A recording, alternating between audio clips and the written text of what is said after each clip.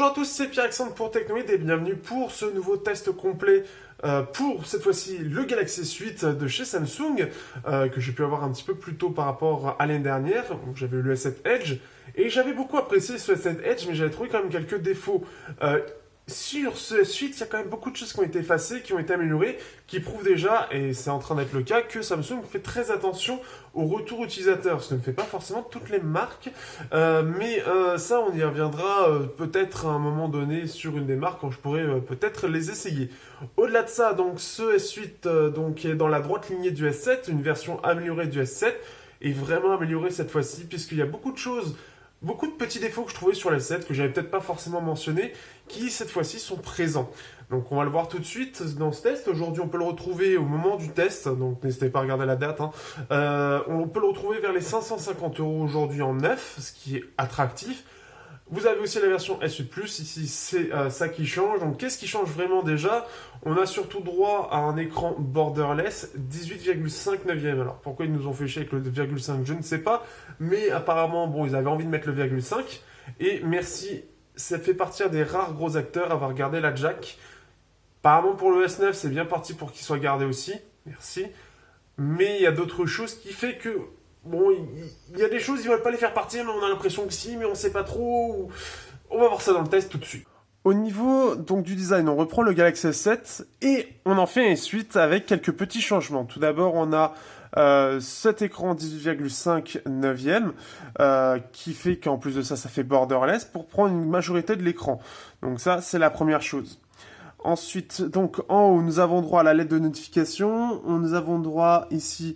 Alors, il doit y avoir le capteur infrarouge. Ici, on a la caméra avant. On a normalement par ici, je les vois ici, capteur de proximité et luminosité, le haut-parleur. Ensuite, sur le côté droit, nous avons droit donc au bouton Power.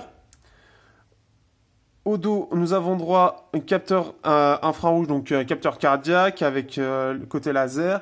Le flash dual tone, le capteur d'empreinte très mal placé, on y reviendra, et le capteur photo de 12 mégapixels très réputé, avec Samsung, les trucs en bas, voilà. En haut, nous avons droit ici donc aux antennes, ici nous avons droit au port, on va zoomer un petit peu pour que vous voyez bien. Donc, on a ici le port, j'ai l'impression qu'il a du mal à... Là, ça a l'air d'être mieux, donc on a ici le port...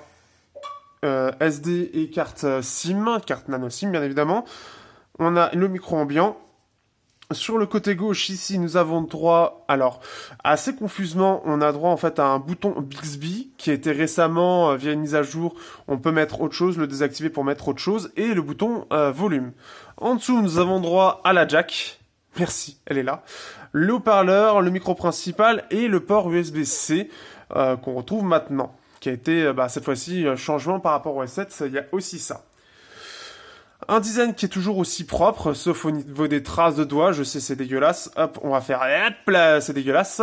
Donc, toujours aussi bien, on a cette fois-ci la partie photo qui est donc, elle, bien rentrée. On a alors, j'ai un truc que je comprends pas dans ce S7, ce S8, je vais y arriver. Je dis tout le temps S8, sauf là, dans le test, je me dis S7, hop. Donc, le lecteur d'empreinte, pourquoi il est là? Je veux dire, vous prenez n'importe quel smartphone du type, par exemple, Huawei. Vous prenez, je sais même pas quel autre smartphone il y a dans le style, même le Nexus 5X, par exemple. Le lecteur d'empreinte a toujours été par là, parce qu'il est accessible. Quand on le sort, hop, on met là où il y aurait Samsung, hop, on le déverrouille. Sauf que non, il fallait le chercher là. Alors honnêtement, je l'ai jamais utilisé parce que, tout d'abord, il y avait de la reconnaissance faciale qui est très sympa. Mais au-delà de ça, le lecteur d'empreinte étant tellement mal placé qu'il est pas utilisable. Clairement, il est pas utilisable. Par contre, c'est horrible. Là, il y a trop de traces, ça c'est horrible. Donc, ce qui fait que ça, c'est assez chiant, il faut le dire. Là-dessus, le lecteur d'empreinte est très très mal pensé. Ensuite, hop, on va dézoom, ce sera mieux, voilà. Ensuite, donc, l'écran à l'avant est vraiment très sympa parce que on a ce côté, justement, assez borderless. Avec ce côté, en fait, vous voyez, tout l'écran est noir, on a juste une partie, là, comme je viens juste de l'éteindre. Et ce qu'il y a de bien, on y reviendra sur la partie, c'est qu'on a un bouton qui n'est pas physique cette fois-ci et qui est, donc, il est plus physique, il est virtuel, mais il fait comme s'il y avait un bouton physique. Donc, je le mets dans le physique parce que, voilà. Je trouve ça intéressant et on a vraiment l'impression d'avoir gardé ce bouton du S7 qui est toujours plus ou moins présent. En dessous, l'USB-C qui est un petit peu décalé. Je me demande pourquoi par rapport à le jack et aux haut-parleurs qui sont bien centrés. C'est un petit peu étrange. Donc je me pose la question de pourquoi. Ce que j'aime bien, c'est d'avoir les deux au même endroit et surtout la prise jack est présente. C'est chiant de devoir le rappeler, mais moi je vais insister là-dessus parce que c'est important.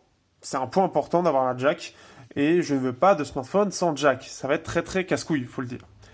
Euh, Ensuite, donc ce petit Samsung, moi je le trouve réussi en termes de design, j'ai pas vraiment de défaut. Je trouvais la prise en main assez moyenne dans le sens où par exemple quand on prenait des photos sur le S7, on avait tendance à faire des faux contacts quand on prenait des photos. Là, ce qui est bien, c'est qu'ils ont bien amélioré la prise en main. Alors, ce qui est bien, c'est que c'est exactement la même chose devant ou derrière sur la courbure qu'il y a ici ou sur l'écran. Et ce qui fait que on a une meilleure prise en main que le S7, mais vraiment meilleure. On a vraiment l'impression que on l'a bien en main. Le côté 18/9 permet de l'affiner, on a quelque chose d'un peu plus fin et de plus long. Ce qui permet aussi une meilleure prise en main dans le sens où, comme c'est moins large, on va pouvoir mieux le tenir en main. Et c'est assez important parce que ça va vraiment se ressentir à l'utilisation, ce 18/9, et on va vraiment le sentir en main, on va vraiment voilà, on aura vraiment l'impression de l'avoir en main. Par contre, ça reste quelque chose de glissant, bien évidemment. Donc, attention à ça. Mais la prise en main est meilleure, que ce soit pour les photos, que ce soit la vie de tous les jours, ou tout simplement pour l'utiliser, quoi. C'est-à-dire que vraiment, j'ai pas eu de soucis comme j'avais eu sur le S7, sur le côté utilisation, que ce soit avec les lettres, le clavier ou quoi que ce soit. Donc, la prise en main est vraiment excellente, et ce qui fait que je n'y retrouve pas de défaut que j'avais sur le S7. Comme c'est un petit peu moins courbé que le S7, et que c'est un peu plus courbé au dos, tout est bon, même sur la lisibilité, ça on y reviendra. Mais clairement sur le design, je n'ai pas grand chose à dire. Pour moi, le seul et très très gros de ce smartphone, c'est le lecteur d'empreintes qui est extrêmement mal placé, mais qui a été modifié par par la reconnaissance faciale qui, en tout cas aujourd'hui, parce qu'apparemment c'était pas le cas lors de sa sortie, est très bien géré. On va voir ça tout de suite. Au niveau de la reconnaissance faciale, on va passer tout de suite par ça. Je l'ai trouvé, comme vous pouvez voir dans l'exemple, très bien, très rapide. Alors, je l'étais en mode le plus rapide. Il faut savoir qu'il y a un mode plus sécurisé, un peu plus lent. Mais donc, dans le mode rapide, il est assez efficace. Et ce qui est même assez bien, et ce que je montre normalement, j'espère assez bien, c'est que même dans un angle, on va dire, de 15-20 degrés, il va quand même nous reconnaître. Donc, ce qui veut dire que autour du téléphone, c'est-à-dire que si vous n'êtes pas exactement en face, il va vous reconnaître et il va déverrouiller. Ce que je trouve vraiment bien foutu. Je vous conseille par rapport à ça d'aller voir la prise en main de Mathieu de Rester Connecté sur l'iPhone X qui montre justement que c'est pas aussi souple que le Galaxy S8. Alors le problème sur cette sécurité, c'est qu'une simple photo peut être salvateur par rapport à ça et il va pouvoir contourner le système. Donc bien sûr, c'est pas ce qu'il y a de plus recommandé, c'est pour ça que je n'aime pas la reconnaissance faciale. Mais vu que le lecteur d'empreinte étant très mal placé et que je n'ai pas du tout utilisé à cause de ça, n'est pas accessible, n'est pas facilement accessible, eh bien je suis passé par ça. Autre chose, j'ai testé le capteur iris. Alors le problème c'est que si vous avez des lunettes, les lunettes faisant reflet, et c'est ce qu'ils préviennent d'ailleurs, c'est que si vous avez des lunettes, etc., ça va être beaucoup plus compliqué, voire impossible d'utiliser le capteur d'iris. Normalement, il fonctionne bien, mais il est moins pratique que la reconnaissance faciale parce que il faut d'abord le réveiller et ensuite aller comme si on voulait taper son code, sauf qu'il y a le scanner d'iris. Pas pratique du tout, donc c'est pas aussi rapide que ce que propose la reconnaissance faciale, ou ce qui est bien, et même de mieux par rapport à l'iPhone X, c'est que ça fonctionne comme un lecteur d'empreinte, ou presque. C'est-à-dire qu'il faut quand même réveiller le téléphone aussi, sauf qu'il va directement essayer de détecter notre visage, et on va arriver directement sur le bureau. Là où pour l'iPhone X, il détecte le visage et après vous pouvez accéder aux applications en appuyant sur un bouton. Donc c'est en plus d'étapes, c'est plus long, c'est moins pratique. Donc la reconnaissance faciale pour moi en tout cas elle a été sur le côté pratique bien foutue. Ça ne remplace en rien un lecteur d'empreintes, ça remplace encore moins un mot de passe ou un schéma en termes de qualité de sécurité bien évidemment. Mais le lecteur d'empreintes étant trop mal placé, voilà, je n'ai utilisé que la reconnaissance faciale qui était assez bien foutue pour que je l'utilise au quotidien. Néanmoins, ça reste pour moi moins pratique globalement qu'un lecteur d'empreintes, dans le sens où, par exemple, quand c'est en face ou quoi, quand je le sors, j'ai déjà mon doigt dessus, donc quand je suis devant, j'ai déjà l'ouverture d'application. Donc, ce qui fait que je trouve ça pas forcément ultra pratique. Ou alors quand il est sur le bureau comme ceci, il va falloir quand même que, ici, par exemple, ici, avec ce téléphone-là, hop, si j'ai bien enregistré ce doigt-là, je peux le déverrouiller comme ça. Le S8, il va falloir soit que je fasse le schéma, soit qu'il faut que je penche ma tête ou que je le rapproche le téléphone, que je le prenne en main. Donc c'est pas forcément ce qu'il y a de plus pratique là-dessus. Maintenant, passons sur la surcouche ici. Donc là, on est sur le scanner d'iris. Donc là, ici, par exemple, vous voyez, là, je suis trop loin, il va pas pouvoir me repérer. On peut choisir, en fait, ce qu'il y a de très bien là-dessus quand même, c'est qu'on va pouvoir choisir quel est notre mode, notre sécurité. On a le modèle et iris, on peut choisir, hop, on s'en fout, on peut choisir derrière, est-ce que c'est le visage, est-ce que c'est les empreintes, est-ce que c'est l'iris. Donc ça nous fait 1, 2, 3, 4, 5, 6 modes de déverrouillage. Alors vous allez me dire, oui, ça fait beaucoup, blablabla, mais comme certains Léodov qui disent qu'il n'a pas confiance en fait en soi sur son mode de déverrouillage, je suis pas d'accord. Pour moi, alors l'iris c'est bien, mais c'est pas pratique pour tout le monde. La reconnaissance faciale c'est bien, mais c'est un peu moins sécurisé. Les empreintes c'est bien, mais là ils ont mal mis. Alors certes, ça fait des défauts, mais l'iPhone X a aussi ses propres défauts. Et par exemple, ceux qui sont réfractaires à ce qu'on enregistre son visage ou réfractaires aux défauts qu'il y met, par exemple dans l'ombre, ou par exemple s'ils sont tout le temps au soleil, c'est plus compliqué, bah avoir le lecteur d'empreintes, eh ben, c'est une bonne solution par exemple. Et ce qui fait que, je sais pas moi, celui qui a d'aller en doigt, bah ça pourra lui suffire. Celui qui a pris l'habitude, ça pourra lui suffire. Celui qui préfère parce que bah il a un peu peur d'aller de ce côté-là, ça peut lui suffire, etc. Ça après c'est assez interne, mais au moins on a le choix, donc ça c'est quand même quelque chose d'assez sympa. Donc moi je remets le visage et voilà. On a Smart Lock, etc. Bon, ça c'est les côtés un peu classiques.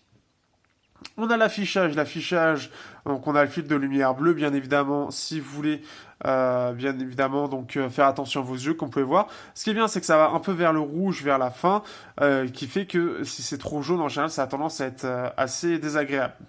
Autre chose à savoir sur l'écran, par exemple, par défaut, il devait être en Full HD+, et pas en Quad HD. On peut changer très rapidement.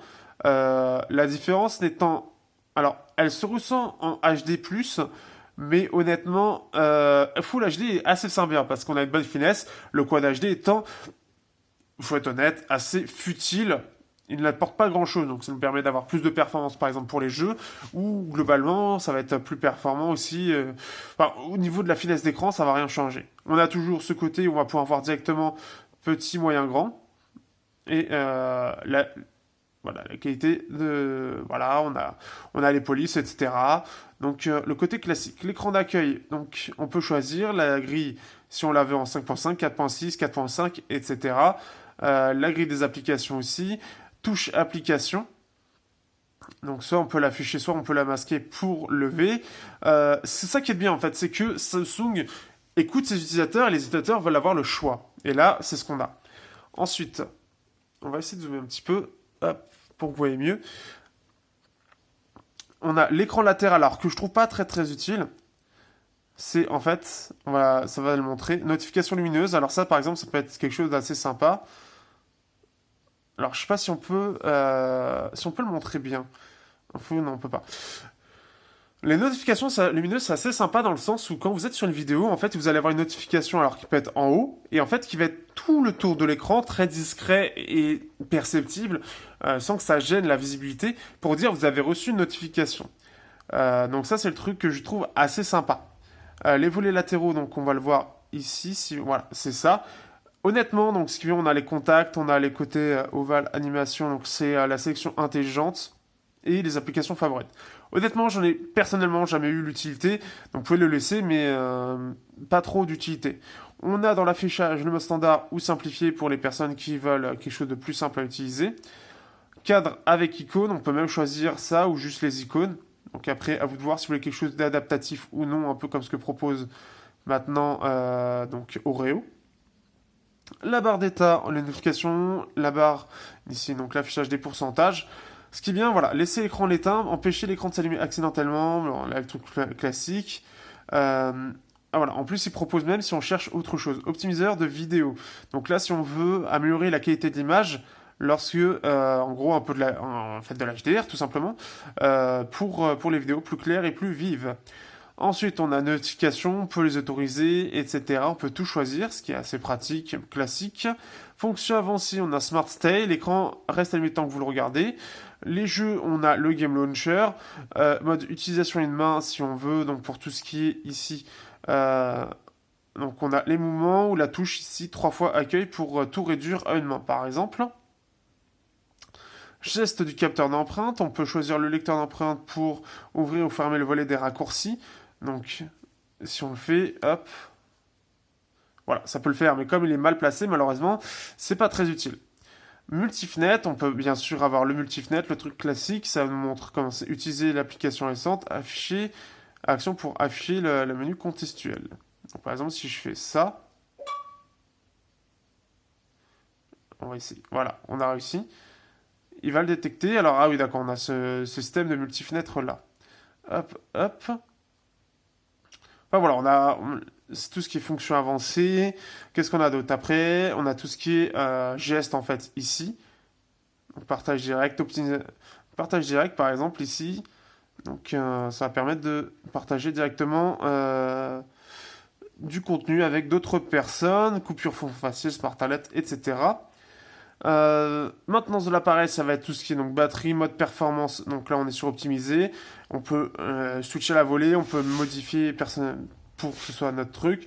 Le stockage, la mémoire disponible, la protection qui l'a désactivée, même si en soi, on s'en fout pour la plupart des gens. Et donc la batterie ici, qu'on retrouve ici avec mode d'économie d'énergie. On peut y aller plus 1 minute, voilà l'intérêt. Qu'est-ce qu'on a ensuite? Fond d'écran et thème qui a été instauré par Samsung depuis au moins l'année dernière. Vous voyez, je m'en foutais parce que je trouvais le thème assez sympa, mais on a ce système de thème pour donc avoir en fait mes fonds d'écran, etc. Avoir des thèmes spécifiques. Je vais essayer d'être un peu plus rapide parce que je vois que ça va assez vite au niveau du temps. Accès, vue, audition, interaction. Donc la vue, on peut améliorer. Donc écran atténué, saisie clavier rapide, énoncer mot de passe. Étiquette vocale, zoom écran, contraste élevé, etc. Alors la dextérité, interaction, assistant menu, allumage écran simplifié, etc. Audition, on va pouvoir améliorer. Alors il y a les sous-titres Samsung et Google. On peut choisir. La balance audio. Audio mono, balance audio. Alors là, il faut mettre forcément un jack. On peut gérer si par exemple vous avez une petite merde à gauche et qui fait que vous entendez moins bien. Eh bien, vous pouvez réajuster pour que ça aille plus vers la gauche et que ce soit normal. On a même, alors attendez, on revient, un système pour, non c'était audition, recevez les alertes lorsque le téléphone détecte les pleurs d'un bébé ou la sonnette. Donc ça c'est assez sympa aussi comme petit truc, mais bon, mode pression unique, gérer l'accessibilité, etc. Je suis en train de m'étaler. Voilà. Après on a plein de choses d'autres, on a le mode d'emploi tout simplement si vous voulez savoir comment l'utiliser. Ensuite, alors donc pour les applications, ce qui fait que de base ça va être comme ceci, donc comme ce que propose Google en fait, ce qui est assez sympa. Nous avons aussi donc le système où on va voir comme Apple, bon, Google l'a mis en place, donc pour avoir cette espèce de 3D touch, donc c'est une plus d'éléments, etc. Après, comme vous pouvez voir, c'est des trucs basiques, mais il n'y a pas de choses, alors qu'il y en a par exemple pour Deezer, il n'y a malheureusement pas de choses particulières liées à l'application. Sélectionner plus d'éléments, etc. Donc c'est que des trucs propres à Samsung, assez basiques. Ensuite, hop. Qu'est-ce que je peux vous montrer? Donc nous avons ça, comme d'habitude. Donc là, maintenant, c'est plus sur le côté, c'est comme ceci. Après, on a toujours cette partie-là. Donc, ce qui fait que la surcouche, alors le seul moment où il va laguer, où il va mettre un peu de temps, c'est Bixby Home. Alors, Bixby n'est pas parfait. Dans le sens où, clairement, on sent que il y a sur la détection des objets, etc., il n'est pas très très performant. Je ne l'utilise pas réellement utilisé, j'ai utilisé que cette partie-là. Alors Bixby n'est pas parfait, mais j'aime beaucoup cette partie de Bixby qui regroupe les actualités, la partie Twitter avec les TT, si on regardait rapidement quels sont les derniers trucs tendances, les pages web les plus affichées, on peut le faire, donc on peut choisir ou non de les afficher, la galerie du jour si on va afficher quelque chose en particulier, Uber. Donc si on veut autoriser Uber à afficher des choses, si jamais on veut le lancer directement d'ici, on a YouTube avec voilà cette partie tendance qui va nous relancer directement vers l'application qu'on pouvait voir. Notification Facebook, on a les activités du jour, les applications fréquemment utilisées. Et ce qu'il y a de bien, c'est qu'on va pouvoir en épingler une particulière. On a même le GIF du jour, par exemple, ce qui peut être assez marrant. Mais c'est assez sympa. Donc, par exemple, on veut... Sachant que j'aime beaucoup, par exemple, ce que j'aime bien dans Bixby et ce que proposait Update, en fait, c'est Update par Samsung. Hop, on utilise une ancienne version, d'accord, on s'en fout. Et par exemple... Paradise Paper et maintenant le cinéma. Et donc là, en fait, ça nous montre ici... en fait, ça vient l'enquête sur France Info, mais on a la partie la plus intéressante de la news. Qu'est-ce qu'il y a, en fait, sur cette news intéressant? Donc, on a le résumé, on peut aller voir le global dedans. Donc, voilà. Après 4 ans de stabiliser le prix de paquet, et là, ils expliquent bien ici, et ici, en 2-3 points en général. Donc là, un gros point. Ce que je trouve très, très intéressant. Donc, en tout cas, bon, à part Bixby qui peut être parfois un peu, comme vous l'avez vu, ça laguait un petit peu, surtout quand il n'est pas lancé. Mais au-delà de ça, c'est une surcouche qui s'est beaucoup améliorée, je trouve, avec le S7 où le lancement d'application est beaucoup plus rapide qu'avant. On peut voir qu'en plus, c'est extrêmement fluide. Et que j'aime beaucoup. Le multitâche a été beaucoup amélioré. Et ce qui fait que, dans l'ensemble, le S8 a été vraiment amélioré sur la qualité, tout simplement logicielle, et montre que Samsung sait faire une démonstration de l'échelle de qualité, et montre qu'ils peuvent être aussi bien que les autres en affichant quelque chose de profondément changé. Donc voilà un petit peu sur cette partie logicielle, toujours aussi... Bon, en soi, ce qui est bien avec Samsung, c'est qu'ils ont réussi à faire en sorte que... Comment dire il y a beaucoup de choses, mais assez bien intégrées pour qu'on ait l'impression qu'on n'a pas tant que ça. Exemple tout con, alors on va revenir, c'est que la plupart des applications Samsung sont mises ici. Elles sont entre guillemets cachées, ce qui fait que quand on allume le téléphone, on a, à part Happy Geek, on a juste ça qui est montré. Parce que ça c'est caché, c'est des applications Microsoft qui sont sur le côté.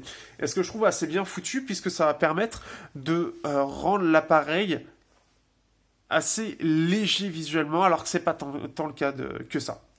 Au niveau de l'écran, on est sur un écran qui est donc un 5.8 pouces, mais en 18,5 neuvième, donc un peu particulier, avec ses coins arrondis, donc on est sur un 5.6 réel, c'est un peu particulier comme ils disent ça, mais on est donc sur un 5.8 pouces en 18 neuvième, ce qui correspond à peu près, j'avais peut-être à du 5.2 pouces en 7 neuvième, c'est un peu particulier, c'est quelque chose qui est encore à apprendre, mais néanmoins, donc on est sur quelque chose de très allongé, AMOLED toujours, en Quad HD, et comme je l'ai dit, à l'allumage, il est en Full HD logiciellement, donc là, vu que c'est de l'AMOLED, ça va afficher que les pixels dont il a besoin, ce qui est plutôt bien.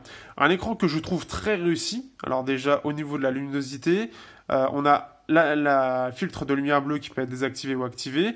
On peut gérer au minimum ou au maximum. On a même ici, il nous dit attention, c'est très élevé. Hop, ici, ok. Autre chose de sympa que je n'ai pas montré pour regarder un petit peu et garder un petit peu de suspense, oulala, attention, c'est qu'on peut gérer aussi le mode d'écran pour avoir basique qui est le plus proche de la réalité. On a le photo qui est un petit peu mieux, qui va mettre, on voit le rouge un petit peu plus saturé. Cinéma, ça va être des choses différentes mais plus appréciables, et affichage adaptatif, ça va être selon en fait selon ce que vous voulez en fait. On a l'équipe des couleurs aussi, alors par rapport en fait au problème qu'il y a eu il y a quelques temps, en fait à la sortie, où en fait certains écrans HDR, parce que c'est un écran HDR aussi, rendaient assez rouge, j'en ai déjà vu. Et donc on va pouvoir régler pour que le rouge soit enlevé. Donc ce que je n'ai pas personnellement, mais ceux qui l'ont, bah, en tout cas ils peuvent le régler logiciellement. C'est un défaut hardware qui peut être réglé logiciellement, ce qui est plutôt cool, mais beaucoup de gens s'en foutent en réalité. C'est surtout les geeks en général qui ont l'utilité. Voilà. Au-delà de ça, l'écran, le côté incurvé n'a pas... Alors, ce que j'aime bien sur le côté incurvé, c'est le côté, en fait, où ça part sur le côté. En fait, on a vraiment cette impression que ça part sur le côté, comme ici. On peut le voir, en fait, ici, en fait, sur la news, où ici, on voit tout qui disparaît comme ceci. Je trouve ça, personnellement, très sympa. Et ce qui fait que je trouve ça cool. Honnêtement. L'écran lui-même est excellent. J'ai pas grand-chose à lui faire comme reproche. Il est excellent, il est bien fait, il est lumineux.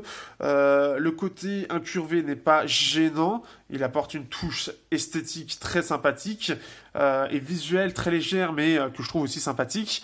Et pourtant, ça ne gêne pas la lisibilité. L'écran 19e, là où il va y avoir le petit défaut pour l'instant, c'est si je lance un truc, hop, on va lancer ça. Ça va être en fait qu'on a ça qui peut arriver. Donc là, des gros bords qu'on peut étirer ici. Donc ça va rogner pour ajuster. Donc c'est-à-dire que l'écran va un peu dépasser réellement, même si bah en fait on peut le voir, hein, la tête ici est quasiment coupée, alors que en fait non. Ça peut être le cas aussi de certaines applications. Normalement celle-ci, hop, ici. Donc en fait, de base, elle n'est pas prise en compte. Ce qui fait qu'on a ces deux gros bords aussi. C'est pas forcément gênant, mais on se dit c'est un peu dommage. Samsung a fait en sorte logiciellement de pouvoir l'adapter. En fait, donc ils ont, je sais pas par quel moyen, mais ils ont réussi à le faire, ce qui fait qu'il prend bien tout l'écran comme c'est prévu. Donc bien foutu aussi, et ce qui permet d'avoir un très bel écran qui, en plus de ça, logiciellement est bien géré pour un nouveau format. Au niveau du son, puisque vous l'aurez deviné, on est sur la partie son.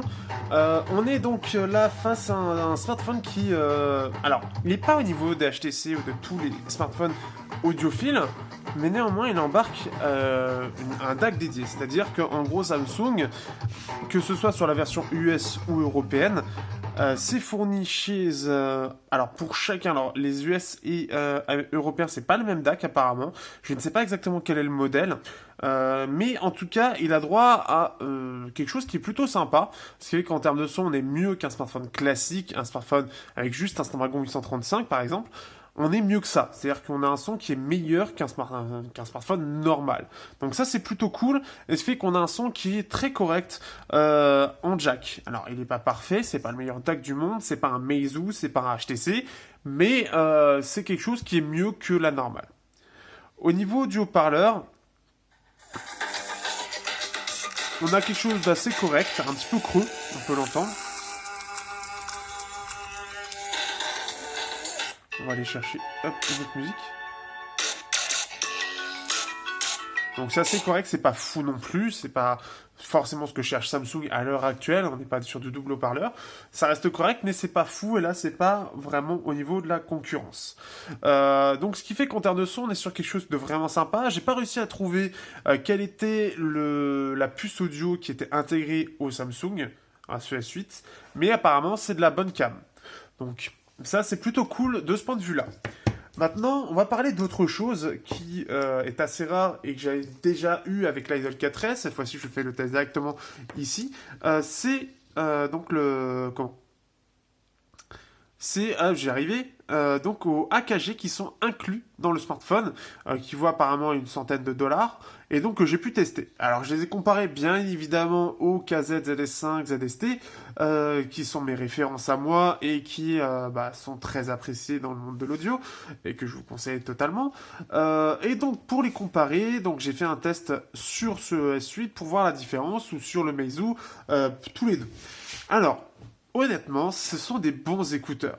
Ce sont même des très bons écouteurs. Ça ne vaut pas toujours les KZ qui sont quand même un peu au-dessus. Mais en termes de stéréo, en termes... Les détails sont un peu en dessous. Enfin, on a des bons détails, on a une bonne stéréo, on a globalement quelque chose qui est assez équilibré. Ça manque un petit peu de basse à mon goût. Mais globalement, c'est plutôt bien. C'est des bons écouteurs qui sont pas audiophiles, mais ça s'en approche. On est vraiment sur quelque chose qui est pas mal. Ce qui fait que pour le coup, donc, le rachat de AKG par Samsung a été quelque chose de très positif. Et je trouve que le fait de mettre de vrais écouteurs dans ces Samsung fait qu'on a un vrai son, entre guillemets, en sortie de boîte. Et ça, c'est plutôt cool. C'est-à-dire que les gens qui veulent un minimum de qualité n'auront plus besoin d'aller acheter directement des écouteurs à part à 20 balles tout pourris. Ils en ont de base qui sont très bons et qui, il y a quand même une marge de manœuvre. Hein, c'est-à-dire que c'est pas tout le monde qui va mettre une telle somme pour avoir l'équivalent ou mieux que ces AKG. Ce qui est bien, c'est que c'est toujours du classique, c'est pas par-dessus l'oreille comme les très haut de gamme qu'il y a pour les intras et qui sont globalement de bonne qualité. Ils sont plutôt bons dans la globale tout simplement. Le câble est tressé, donc en plus de ça, c'est assez joli, ça fait assez haut de gamme tout simplement, ça permet d'être un peu mieux aussi au niveau du câble là-dessus. Donc là-dessus vraiment, ces petits intras qu'on peut voir ici, je vais vous montrer un petit peu tout, histoire que vous voyez bien l'écouteur, sont de bonne qualité, sont agréables à l'oreille, sont agréables à l'écoute, et sont vraiment appréciables d'avoir ça en sortie de boîte. On voit que LG l'avait fait sur certains appareils, HTC aussi, Sony aussi sur certains, je sais plus lesquels. Et bien là, c'est aussi Samsung qui le fait, qui fait, merci encore pour la jack, un truc en jack sans adaptateur ou quoi que ce soit. Au niveau de la photo, alors là, on va toucher un point assez simple. C'est-à-dire qu'ils ont repris le S7, le même capteur que le S7. Hop, vous voyez, j'ai déverrouillé de loin via la reconnaissance faciale, mais ça c'est autre chose, qui utilise une caméra en soi. Mais donc, ce Galaxy S7 donc, utilise le même capteur que le S7. Il est stabilisé de 12 mégapixels. C'est du S5K2L2 pour ceux qui veulent savoir exactement. Donc, toujours le même capteur un petit peu amélioré. Et ce qui fait qu'on se retrouve avec déjà une application photo toujours aussi bien branlée, donc ça c'est toujours cool, et des photos toujours aussi ouf. Donc ça c'est le côté très sympa, c'est-à-dire c'est toujours aussi simple d'utilisation, on peut faire toujours de très belles photos, et ma copine par exemple qui avait son 6S aimerait bien avoir la même chose, et on peut voir par exemple c'est ce qui a été fait, vous pouvez voir dans l'album, dans la description, hop, ces photos. On va essayer de faire comme ceci, ce sera peut-être mieux. Donc là, c'est de nuit, nuit totale, avec les lumières à l'intérieur, et on a quelque chose qui reste encore assez détaillé. Hein, c'est quand même assez fou là-dessus, on a beaucoup de détails. Ça reste du 12 mégapixels, donc on est un petit peu limité dessus. Mais voilà un petit peu ce qu'on peut faire de nuit qu'on ne peut pas faire avec d'autres smartphones. Un 6S par exemple, donc celui de ma copine. Bon, certes, c'est pas un 7, je suis d'accord, qui est beaucoup mieux là-dessus. Mais le 6S permet de faire des très très belles photos. Et voilà, là en pleine nuit, on a ça. Je vous mets tout dans la description. On a ça, et faire ça de nuit avec d'autres appareils, c'est beaucoup plus compliqué. Même avec le Dexo One, c'est quand même compliqué d'avoir quelque chose de très bien comme ça. Par défaut, on peut récupérer via d'autres choses, mais il est très bien, il gère très bien parce qu'on est sur une nuit noire et on peut voir que en fait les lumières ici sont quand même très lumineuses et il les contient très très bien. Pour avoir ça sur un autre smartphone, quelque chose qui n'est pas aveuglant en fait ou quelque chose qui ressort pas trop tout en ayant plein de couleurs, etc. C'est quand même assez rare. Donc là-dessus, on est sur un appareil photo qui est toujours aussi bien, aussi beau là-dessus. On a quand même beaucoup de détails comme on peut le voir. Il y a une très grosse retouche, et ça se voit, une très grosse retouche logicielle de la part de Samsung pour améliorer le lissage et avoir quelque chose de très net, de très bien géré. Donc on peut le voir ici. Voilà, c'est tout simplement, c'est très beau. Moi, je suis toujours aussi fan du travail de Samsung sur ces appareils photo, c'est toujours aussi propre. On peut voir qu'on a une qualité photo qui est vraiment excellente là-dessus. Donc, pour moi, ça reste toujours des merveilles en photo, tout simplement. Et je vous remets aussi l'album photo, il faudra que j'y pense. J'espère que je vais y penser. L'appareil photo du S7, puisque c'est le même modèle, pour montrer déjà que le S7 déjà été excellent, comme c'est le même appareil un petit peu amélioré, forcément ce sera aussi les mêmes photos, hein, peut-être un poil moins bien, mais globalement c'était déjà très très réussi, j'étais déjà très très fan à l'époque, et là-dessus il n'y a pas de souci, de nuit comme de jour, on a le mode pro qui est toujours aussi bien foutu, on a du ralenti, on a l'aliment photo virtuelle, mise au point sélective, qui s'est améliorée avec le temps.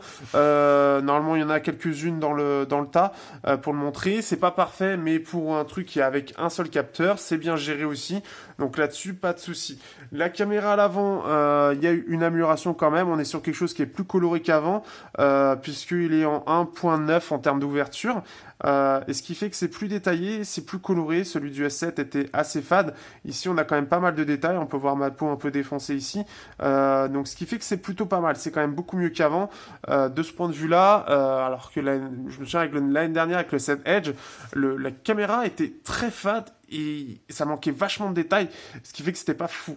Mais là, on peut faire quelque chose de sympa. Et au niveau des paramètres, hop, ici, hop, on peut même, je crois... Voilà, on peut capturer en 2K, donc petite amélioration là-dessus, donc ça c'est plutôt cool. Voilà, on est sur de la très bonne qualité, on peut faire Quad HD 4K. Ce qui est bien, c'est qu'on a du Quad HD, quasiment aucun smartphone propose de la 2K en termes de film, alors ça peut être très bien, très suffisant pour beaucoup de choses derrière, et sans que ça prenne autant de place que la 4K. Full HD 60 fps, on a même du 1.1, genre Instagram, HD, VGA. Donc, ce qui fait que voilà, c'est plutôt cool. C'est un appareil photo qui est toujours aussi cool à utiliser, aussi sympa, aussi fun. On a aussi l'amélioration, enfin l'apparition de sable. Donc, pour ceux qui veulent s'éclater, bah voilà, vous pouvez vous éclater.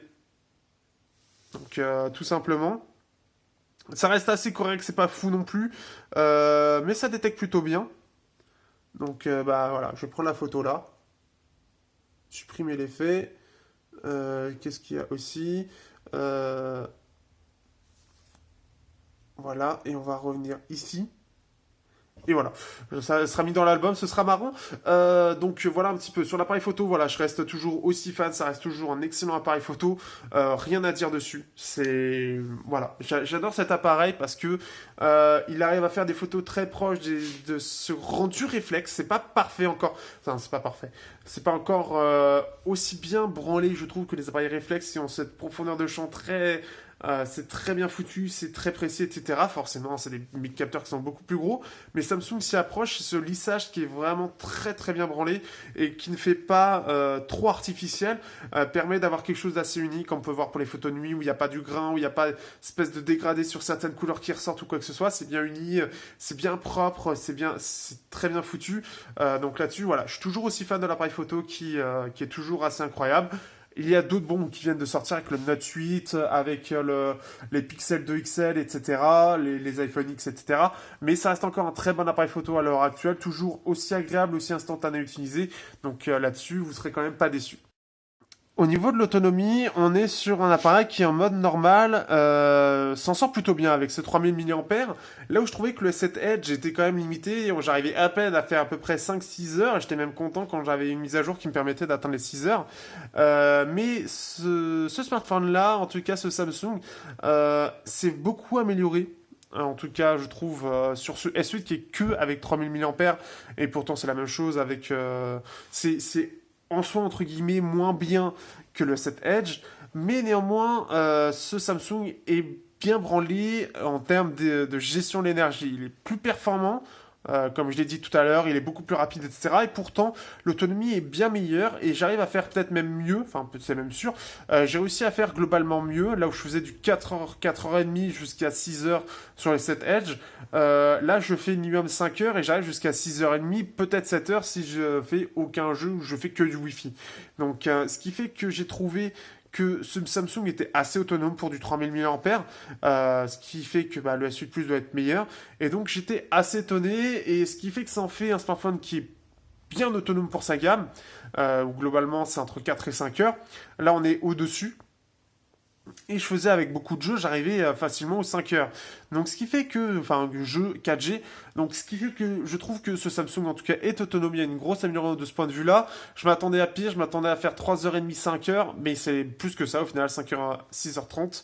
Ce qui fait que ça en fait un smartphone assez autonome, assez agréable, c'est bien maîtrisé. Donc là-dessus, tout simplement, c'est un smartphone autonome de la part de Samsung. Ils ont bien réussi à gérer les Cortex A73 en 10 nanomètres, ça aide beaucoup aussi. Mais néanmoins, c'est quand même assez agréable. Les autres smartphones de cette même gamme sont pas forcément autonomes. Enfin, en tout cas, aussi autonomes. Au niveau des benchmarks, on est sur quelque chose d'assez sympa. Alors tout d'abord, on va regarder un petit peu ce qu'il nous dit. Donc on est 4 cœurs Cortex A53, le tout en 10 nanomètres, 1,69 GHz, et 4 cœurs en 2,4 GHz, enfin 2,3, avec un turbo boost normalement à 2,6, qui est donc l'Exynos 8895 que vous voyez ici. Donc, ce qui fait que, hop, ici, si on va dans History, donc j'ai fait un gros test pour le coup. J'ai testé ici, alors vous pouvez le voir, donc d'ici de 1h05 jusqu'à 2h30, donc pendant près d'une heure et demie, j'ai lancé des tests, j'ai lancé, et on en arrive donc à le faire plier à seulement 6252 points, au lieu de, hop, le must qu'il a eu, c'est 6520 points. Donc, ce qui fait que c'est un très bon score. Hein. Aujourd'hui, c'est parmi les meilleurs, ce qui est tout à fait logique. Ici, donc on va prendre le meilleur, donc 6520, puisque là-bas c'est ça. Donc, ce qui fait que ça fait un très bon score. On est à 2000 en simple cœur, 6520 multicœur. Donc, ce qui fait que forcément, on est à plus de 1000 points de plus que le Note 7. on est à 2016, donc pareil. Alors on est à peu près la même chose que le Snapdragon 835, hein. C'est très très proche. Et ce qu'il y a de bien, c'est qu'on est donc avec 4 Go de RAM, et surtout c'est gravé en 10 nanomètres. Qu'est-ce qui permet le 10 nanomètres? Ça permet de mieux gérer l'énergie, ça chauffe moins, enfin mieux gérer, ça fait moins consommer d'énergie et ça chauffe moins. Donc c'est deux choses en un. Comme vous pouvez voir d'ailleurs, l'application là, elle est en normal, donc ça fait des grosses bordures. Ce qui fait que ça fait un processeur très performant. Maintenant, si on va voir du côté de chez FX Bench. Au niveau de la partie, donc là on est sur la version 1080p, hein, ça, je l'ai laissé en Full HD. Pour montrer les performances, on va baisser un petit peu la luminosité pour que vous voyez bien les scores. Donc ici, en termes de batterie, sur GFX Bench, on est passé de 57 à 41%. Donc en une demi-heure, il a perdu en gros 15%. Donc ça fait 1% toutes les 2 minutes. Ici, on est sur un score entre 1460 et 1444. Donc c'est très stable, même si ça a l'air très très grand comme ça. C'est sur un tout petit truc. Ce qui fait que c'est tout simplement, comment dire, c'est très correct. Si on compare ici, hop, donc sur la partie performance, on est aussi bien qu'un Snapdragon 821. ZX2 Pro, donc 820. On est aussi bien que le Meizu Pro 7 High Edition. Je sais pas ce que c'est, le High Edition. On va regarder rapidement. Je ne sais pas. On est ZX2+, donc la même chose que le Snapdragon 820, toujours. Si on regarde un peu plus haut, le Deluxe Pro, donc avec le 821, fait un petit peu mieux. Le Google Pixel 2 avec le Snapdragon 835 fait mieux de 400. Donc ça, en tout cas, ce qu'il y a de bien, ce qu'on remarque, c'est que la différence entre un Snapdragon 821 et un Snapdragon 835 et un Exynos 8895 se réduit sur les benches. Alors ça reste sur les benches, qu'on peut voir là, c'est 4106 qui est énorme. Dans la réalité, ce sera pas forcément ce qu'il y a de plus utilisé, etc. Mais en tout cas, dans les benchmarks, s'y débrouille très bien. Donc ça, c'est quelque chose qu'on peut voir, ça reste bon. Alors ça a toujours une espèce de génération de retard sur les benches, mais dans la réalité, c'est pas aussi différent que ça. On peut voir par rapport au Mi 6, 1780, 1444. Donc ce qui fait que ça se défend bien. Après, forcément, si on regarde, je sais pas, le Honor 9, qui lui est en MP8, il fait 1055, 1444, donc avec 12 cœurs de plus sur le Mali G, c'est G71, donc MP20 pour le Samsung et MP8 pour le Honor 9, on n'a pas une si grosse différence que ça. Le Nokia 9, 1015, donc c'est-à-dire que c'est très mal géré pour le coup. Pixel 2 XL 967, c'est en 2K. Zenfone Air 920, c'était sur le 821. Donc voilà un petit peu ce qu'on peut voir ici. Donc, ce qui fait qu'on est sur un smartphone qui reste assez performant en jeu. C'est pas le meilleur exactement, mais il se défend très bien. Donc là-dessus, il n'y aura pas de souci pour la plupart des jeux. Et vous pouvez même passer en HD pour gagner le double de score et pouvoir faire 3000. Alors, au niveau des graphismes, alors je pourrais pas montrer trop parce que le jeu World of Tanks que je voulais montrer, malheureusement, les serveurs sont indisponibles, donc c'est un peu chiant. Mais résultat, donc là on est sur GTA SA, donc qui fonctionne bien par ailleurs, qu'on peut voir, il y a quelques bugs graphiques, mais en tout cas en jeu, que ce soit sur World of Tanks ou quoi que ce soit, hop là, ah merde, il faut que je sorte. Eh bien, il marchera sans problème. Donc ça, c'est le côté un peu cool de... Tout simplement, aussi de la puce, c'est qu'elle est très performante. Donc, ce qui fait que... Allez, je veux te taper. Donc, ce qui fait qu'on est sur... comment? Hop, j'arrivais. On est sur... J'ai beaucoup de mal à parler. On est sur une puce qui est très puissante, qui est très performante et qui ne pose aucun problème pour la plupart des jeux, à part choses particulières ou bugs particuliers. La puce est très performante comme on l'a vu juste avant, et donc ce qui fait que sans problème, vous pourrez jouer à tous les jeux, que ce soit Modern Combat, que ce soit World of Tanks, ou que ce soit Clash Royale, ou que ce soit Candy Crush. On va arriver directement à la conclusion, et hop, tu dégages le drone, de ce Galaxy S8. honnêtement, c'est un très bon smartphone. Dire que ce serait mauvais, ce serait compliqué. Ce serait surtout pas défendable. Mais c'est un excellent smartphone qui n'a que très peu de défauts pour lui. Pour moi, le seul réel défaut qu'il a aujourd'hui, c'est le capteur d'empreinte ici qui est extrêmement mal placé. Donc si on veut utiliser le capteur d'empreinte, bah c'est un peu compliqué. Surtout que si on n'a pas confiance en la reconnaissance faciale, bah forcément c'est pas gagné. Mais au-delà de ça, que ce soit la prise en main, que ce soit l'écran, les performances, le son, la photo, que ce soit le logiciel aujourd'hui aussi qui a s'est grandement amélioré, bah il a tous les défauts ont été effacés. Il est même passé à l'USB Type C et il a même gardé la jack. Merci Samsung, continue comme ça. Encore une fois, ce qui fait que voilà, après il y a les traces de doigts, bon ok, mais globalement, Samsung a fait de très très gros efforts avec son S8 pour marquer le coup et ne pas faire juste un S7 qui soit en fait juste borderless.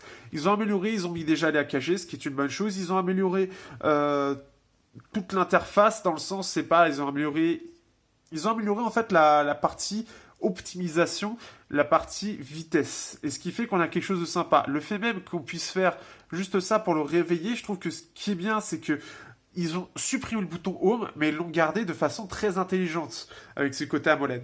Et ce qui fait que pouvoir le réveiller comme ça, en faisant ça, et bon après on a la reconnaissance faciale, mais pouvoir le réveiller comme ça, je trouve ça génial en fait. Parce que ça permet de garder des habitudes qui étaient en soi intéressantes, mais les réapprendre d'une nouvelle façon tout en gardant ce côté bouton et en fait faire ce qu'a fait quasiment Apple, c'est ils ont supprimé un bouton qui était physique pour un bouton qui était juste tactile avec vibration. Quelque chose qu'a fait aussi Samsung, pas Apple, quelque chose que Samsung a fait aussi au final avec ce bouton où quand on appuie, on a vraiment, non, mais on a un petit peu cette impression de taper sur un bouton, et en fait, le truc, c'est que bah, c'est assez bien fait. Donc, là-dessus, il y a eu un réel travail, il y a eu vraiment une idée de trouver une alternative viable et simple d'un bouton qui était, depuis le premier Samsung, et ça a toujours été depuis le Galaxy S1, voire peut-être avant, parce que je connais pas assez bien avant Samsung, ce bouton Home pour réveiller le téléphone. Et je trouve ça génial en fait. Je trouve ça génial d'avoir trouvé ça. C'est tout con, mais ça permet à ce que des habitués utilisent un téléphone qui n'a plus le bouton Home avec un bouton Home virtuel qui est a presque l'impression qu'il est physique. Et là-dessus, il y a eu un gros travail, et ça prouve que voilà, on n'a pas besoin de mettre déjà un moteur spécifique pour ça, et qu'en plus de ça, on peut mettre un bouton sans que ce soit physique. Donc, alors ça, c'est quand même assez magique. On met un bouton qui n'est pas physique, mais qui a l'impression qu'il est physique. Donc pour moi, ce Samsung a vraiment été réussi à tous les niveaux.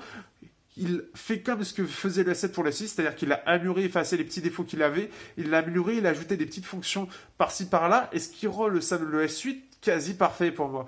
Il n'a pas de réels gros défauts, il a des très gros avantages, mais il n'a pas de réels défauts.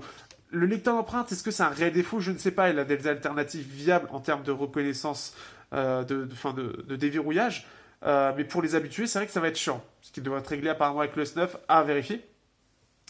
Mais voilà, je peux rien dire de plus parce que simplement, c'est un smartphone qui est réussi, c'est un smartphone qui tout simplement n'a pas grand-chose à envier aux autres et que les autres peuvent envier pas mal de choses de ce Samsung et que je trouve, voilà, il n'y a pas grand-chose de plus à dire, il est réussi et c'est tout. C'est tout ce qu'il y a à dire. Il a tout pour lui en fait. En plus de ça, au-delà de ce que je n'ai pas parlé, il est étanche, il a la recharge rapide, il est étanche, recharge rapide. Ce côté écran éteint aussi, voilà, hein, c'est le truc classique. Qu'est-ce qu'il a d'autre? Je sais pas, je pourrais pas dire, mais il a plein de choses. En gros, pour moi, actuellement, il lui manque rien. Il est complet ce smartphone. Et c'est tout. Il est juste complet. Il est réussi. Donc il est agréable à utiliser tous les jours, il est complet, il est autonome, il est tout. Il n'a pas de réel défaut, ce qui fait que ça en fait encore une bombe. Quelques mois plus tard, ça reste encore une bombe. Donc je trouve ça vraiment bien foutu, assez incroyable. Et ça me rappelle à l'époque du Galaxy Note 3 où on avait un smartphone quasi parfait et qui en plus aujourd'hui est abordable, très abordable. Donc voilà, si vous cherchez un nouveau téléphone à vous offrir, même pour Noël, il y a beaucoup de smartphones, mais le S8 pour pas si cher que ça fera toujours très très bien le taf et comblera tout le monde. Sur ce, je vous dis à bientôt. N'hésitez pas à partager, à acheter via mon lien pour m'aider, à liker, à partager, à commenter si vous avez des questions, si vous avez des choses à dire sur ce smartphone, si vous avez des choses à dire ou quoi que ce soit. Et on se revoit bientôt pour un prochain test. J'espère qu'il vous aura plu et à bientôt.